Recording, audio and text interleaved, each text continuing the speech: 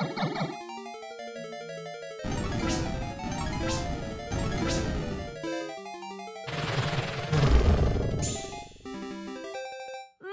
you did it! I'm saved! Thank you so much! Yes, princess, you are free. Your nightmare is over. Oh, I'm so happy. Yes, yes. How about a kiss? What? I say, how about a kiss, yes? What? Why would I do that? What? Why would you? I just saved your life. Yeah, but I don't even know you. I rescued you. Yeah, but you expect... What kind of Samaritan are you? You rescued me just so you could get with me? I'm not asking you to have sex with me. All I want is a kiss. Do you know what I went through to get here?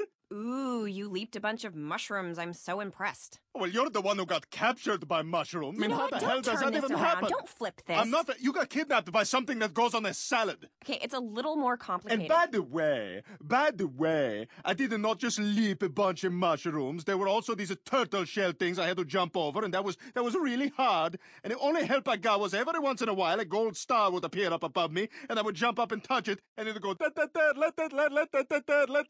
and then that would help a little bit. And I feel a little better, but it was hard. I mean, the whole thing was really hard.